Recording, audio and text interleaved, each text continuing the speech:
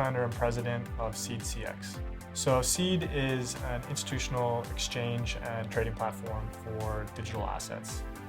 So we provide a marketplace for people to trade and then ultimately settle digital asset transactions in the spot market and ultimately also in derivatives. So all about trading and settling of crypto. The biggest challenge that we've experienced, I'd say, is probably ongoing. We have gone through various stages of the company. We were two guys. We were kind of in a dorm room trying to figure something out. But you don't have very much to lose at that point. You're learning rapidly, you're kind of getting a lot of insight, you're working with advisors. We were lucky that our university gave us a lot of resources, and they ultimately gave us some money. They invested to allow us to kind of start the company. And not having a mortgage, not having a kid, that kind of didn't feel like there was much of a risk. As we've built up with investors, as we've launched, as we've got regulatory status, the potential for loss increases. And so there's more of a consideration about kind of process and making things work efficiently.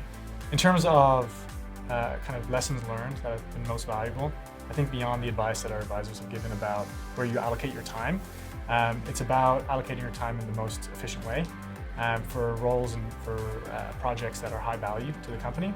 And the kind of tendency is that once you complete all of the easy high value projects, you don't shift over to the harder problems. You shift down to the continued easy problems that just don't really move the company forward.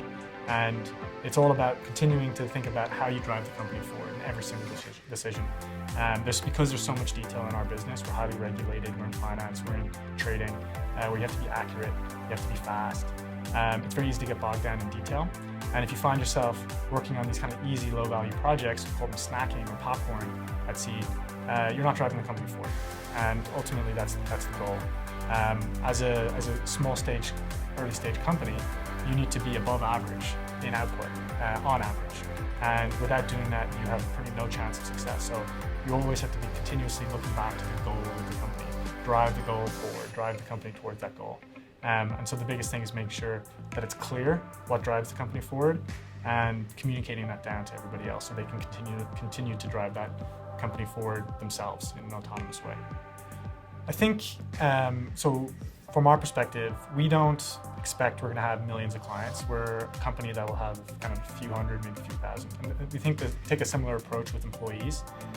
We're not going to have thousands or millions, or not thousands or hundreds of thousands of employees. We'll have maybe a few hundred max.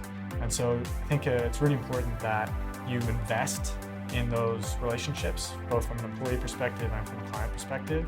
And so within our own culture, it's kind of really taking the effort and kind of making the effort to hear people out. So when it comes to hiring, for example, we really have built kind of a structured process around that. I think that's been kind of learned and kind of taught to us over time. We're not necessarily doing it right, and we're continuing to evolve, but I take a very large role. I personally screen a lot of the people that we hire, and that ensures that there's kind of this investment in the company. I like to talk about what we're looking to achieve so it's clear. And so I think communication is a really important part. An investment in the people is really important, and kind of a clear and shared goal. I personally screen people so we can share the goal, we can share where the company is, we can share the path. Ultimately, the people we're trying to hire, those few hundred, are extremely talented, they have options, and they want to know that where they go aligns with their kind of personal beliefs, aligns with their goals economically, aligns with their kind of what they want to work on. And it's really important that we all kind of share that vision.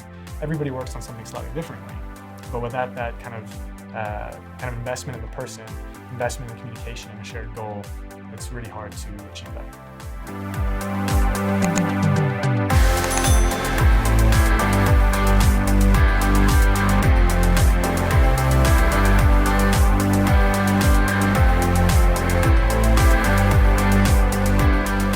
My name is David Blitz. I'm the co-founder and CEO of Studio 3 here in Chicago.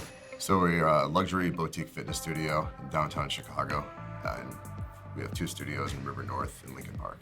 The top 3 challenges I'm facing in the business today are technology, innovation, and marketing, and and continual competition coming online. Technology is perhaps first and foremost the most intriguing, I think, in our eyes, because most people think technology is just a young kid out of college programming code into a tablet, and that's really not what it is. Technology is continually making all of the equipment better, all the equipment work better, and improving on how the bike seat feels, how the rower works, how the treadmill screen works, how the sound systems work, how the sound feels, where the speakers are.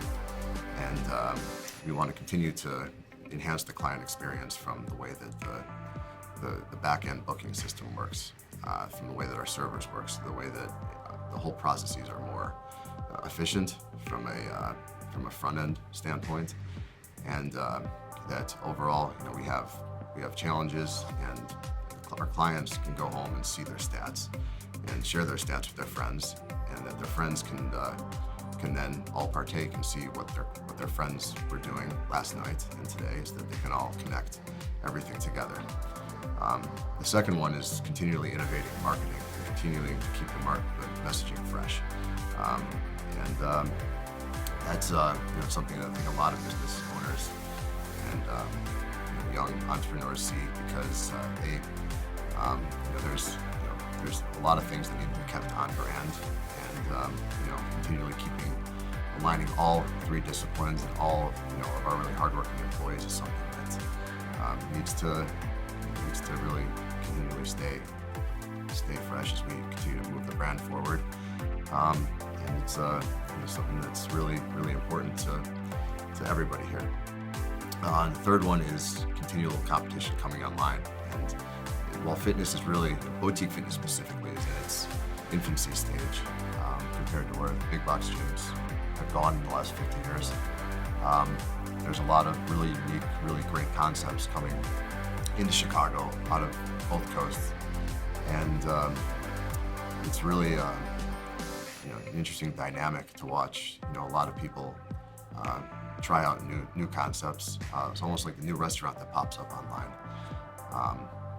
that you see and everybody wants to try out, and to have something that's really close, within a block or two of you, that's really quite simple, has been challenging. But there's a herd mentality that we see of our clientele, which continually will come in and still come to Studio 3 after they've tried out these other concepts, which are priced higher, don't offer towel service, don't offer the high level of instructors that we continually offer in client service.